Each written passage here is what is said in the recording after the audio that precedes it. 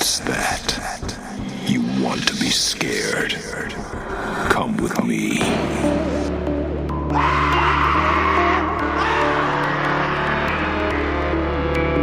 You will experience tales of horror, ghosts, and death. It is not recommended for the weak at heart. Listen in the dark. It's more fun that way. This is Weekly Spooky. Hello, my friends. I'm Henrik Kuto, your host and narrator, and thank you so much for joining us for a little more spooky on the Weekly. I'm actually on vacation while you're listening to this, but a vacation does not mean that you don't deserve your terror, your taste of Halloween in the middle of a hot, hot summer. We all need some chills. So, and I'm not off at some big fancy deal. I'm actually hiding out in a cabin in the woods, which in and of itself kind of setting for a scary story. But this week we don't have a cabin in the woods, but we do have some good old-fashioned adolescent fun. If you're suffering from some cabin fever, you definitely will get to enjoy imagining riding bicycles in a neighborhood and exploring new places. But one thing that kids always have to do, eventually, is go against their parents and their parents' wills and whims. It's kind of just part of growing up. You have to learn when to be skeptical of authority, and everybody does it a different way. Some people do it by, smoking cigarettes or sneaking out of the house. Some people do it just by the books they read or the movies they watch. Everyone establishes their own way of doing things in their own way. But this story is about how sometimes, maybe, just maybe, no matter how rebellious you're feeling, maybe the adults were right. Maybe you shouldn't go there, especially not after dark. I'll be here to chat with you after the story, but for now, get cozy, get comfy, because we're gonna get spooky. Suffer the Little Children by Dennis Freeman. You're not goddamn going, Anthony said, trying his father's favorite epithet on for size. He was only 12, but thanks to Jacob Anderson, he had quite a colorful vocabulary for his age. He surveyed his little brother's face and saw no sign of shock at the use of the GD word, but only a solemn, pouting lower lip. Greg was 11, and even though both went to middle school, there was an unspoken but well-defined hierarchy. Anthony hung out with kids from his class who were mostly 12 and 13, and despite being only a year and 19 days older than Greg, he knew his little brother would be categorized as a baby big kid by his friend James. "Come on, Tony," Greg whined. "All my friends are gone for Thanksgiving break. Let me hang out with you guys." "Can't do it, Sprat." "I'll tell Mom you and your friends were playing at the Quarry," Greg exclaimed. Tony was momentarily worried by this threat, but let it slide. He knew Greg would be upset he couldn't go, but he'd never endanger his own well-being by telling their mother something that would surely land Anthony in his room with no Xbox One and the cable disconnected for no less than 2 weeks. "Do that, and you'll never get to hang out with us," Anthony said. "What am I supposed to do, Tony?" "Stop whining, for starters." He said it much more harshly than he intended. Greg cast his eyes down at his feet, and Anthony sighed. He put his arm around Greg, after checking around the street to make sure nobody was watching, and tried to comfort his brother. "If you get hurt playing at the Quarry with us, Mom would shit a bird." Greg giggled at this like Anthony knew he would. The mental image of their mother shitting feathers tickled Greg, and the first time Anthony had said it, his little brother had nearly died laughing. "I guess I'll just play Xbox. You better be home by 5, though. Mom and Dad will be asking where you are, and I hate pretending like I don't know," Greg said. "Promise," Anthony raised a 3-finger scout salute. "Look, I'll talk to James and the guys and see if I can't get them to let you come with us next time, okay?" Greg smiled and nodded. Anthony would probably mention it to the guys, but he knew he wouldn't put up much of a fight if they said no. Anthony wasn't a mean brother by any means, but he was a follower by nature. Greg knew this even if he didn't know exactly how to articulate it. He watched as Anthony mounted his big red mongoose and took off down the street to meet the rest of the James gang, as they called themselves. Once his brother was out of sight, Greg sighed and went inside to get a soda and retired to his room to play Xbox. Greg sat on the floor by his bed, surrounded by a plethora of empty soda cans and candy wrappers. Had his mother walked in at that exact moment, she would have shit a bird at the sight. He turned off his console and began to stuff the wrappers into his already overflowing wastebasket. He took the cans downstairs and put them in the recycling and plopped down onto one of the bar stools in the kitchen. It was only 11:30, and Greg had already exhausted his patience at the new Madden game. "It's going to be exactly the same as the last 3, Anthony had said one day when Greg had excitedly described the commercial to him. As usual, his brother had been correct in his assumption.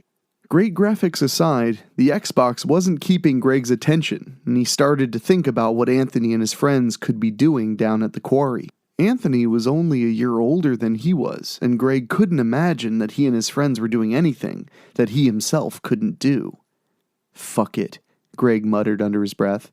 His cheeks flushed hot at the vocalization of what his mother called the really bad word, and he went into the garage to grab his bike.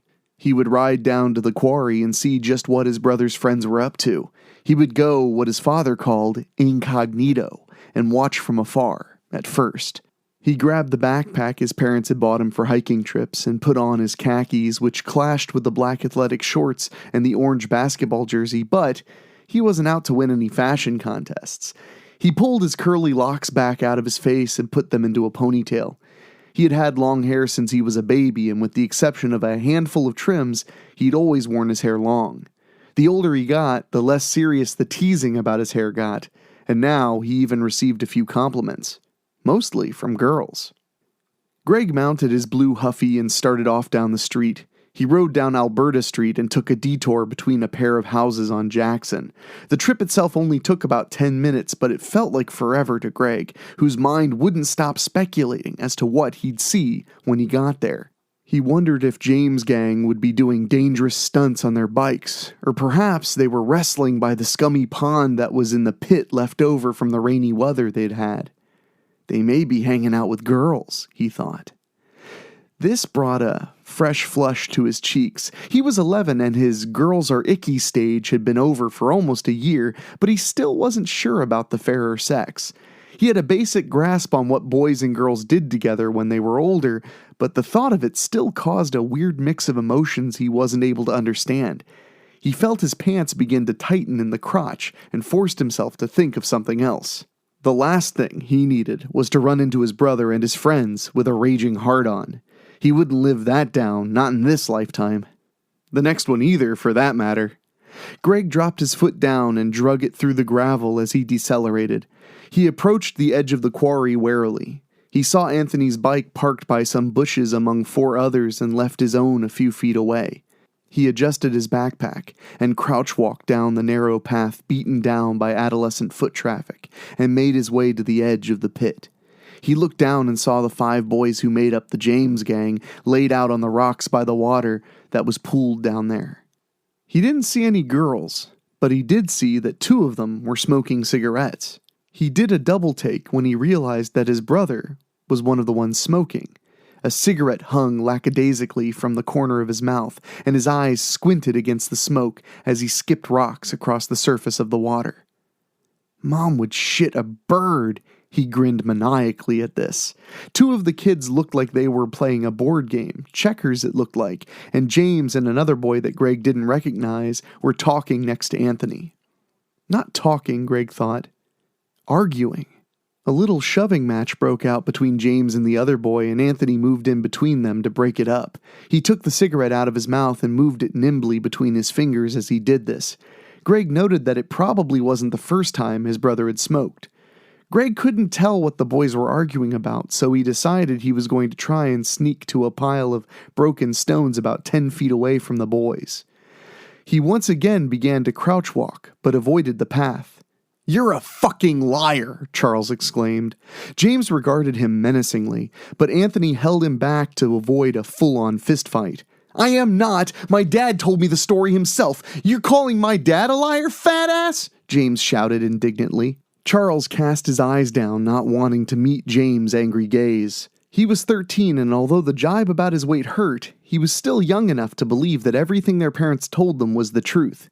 He was okay with calling James a liar, but to call his father, an adult, a liar was an entirely different animal. "Sorry, James," Charles said, his face glowing red. James blinked at the sudden shift the conversation had taken. "Me too." His face softened a bit.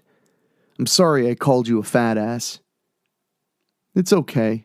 Anthony, sensing the drama was over, moved back over by the water. He flicked his cigarette into the scummy pond and went back to skipping rocks. "He told me that back then the water was a lot higher and kids would jump off the rocks and into the water," James said. "He said after a couple of guys died, they closed the place up. Some of the kids that did sneak in said they saw ghosts or some shit." "That makes sense," Charles said. "It's the other part that sounds weird. Maybe it's true, though. Like a horror movie or something," Anthony added. "Dad said that some of the kids kept coming down here even after they closed it up. They saw things like..." "Weird things," James said. Anthony nodded as if this were to be expected. The idea of ghosts was not unfathomable for his 12-year-old mind. If they died suddenly, like broke their necks when they dove in or drowned or whatever, they probably stuck around. Unfinished business or to try to keep other people from dying, Anthony offered. He spoke in a scholarly tone like a professor teaching the ways of the world to his pupils. Even Eddie and Tim had stopped playing checkers to regard Anthony with intense, wide eyes.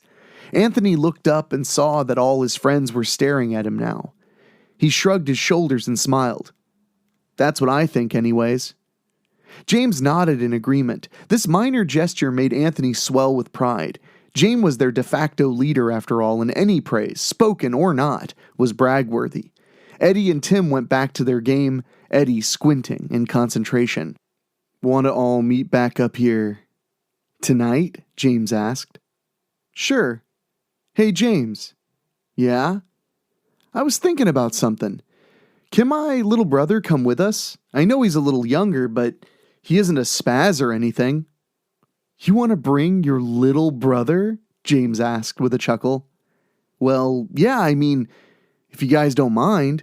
He looked over towards the other three for confirmation. They shrugged. "I guess," James said. "I'll bring my sister's Ouija board. Everybody meet me up here at 9:30. I gotta go, and make sure I don't miss dinner." "Our mom will never let us out after 9. "Well, then don't come," James said. His tone was dismissive, but his eyes were sharp and predatory. We'll figure it out." Greg's grin was wide and toothy as he rode back to the house. Anthony had done what he said he would. He stood up and asked that Greg be included. He wouldn't let on that he had been there, and he knew he'd need to act surprised when Anthony asked him if he wanted to sneak out with him tonight. In most cases, he would never even consider sneaking out after curfew, but he knew he'd never get another chance like this one if he chickened out. His brother had stuck his neck out. The ride back felt a lot faster than the ride to the quarry because he felt like he was floating. That night, the two of them snuck out of the front door. Anthony had been adamant about Greg and himself bringing their keys. It wouldn't do to get home only to find out that they had locked themselves out. Greg double-checked the pocket of his jeans and assured Anthony he was ready. The two of them had left their bikes in the yard to keep from having to open the garage and pushed them halfway down the street before mounting up.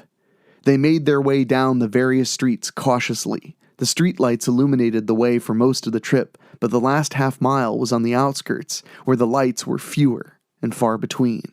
Anthony narrowly avoided a pothole that would have sent him ass over tea kettle and ended the night in the emergency room instead of the quarry.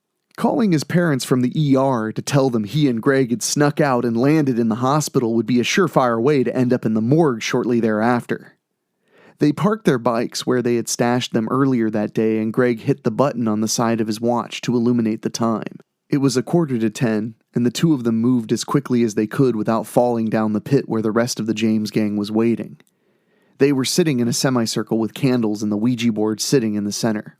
After perfunctory introductions of the newest member of the gang, Anthony and Greg took their place, completing the circle. "Are we all ready?" James asked.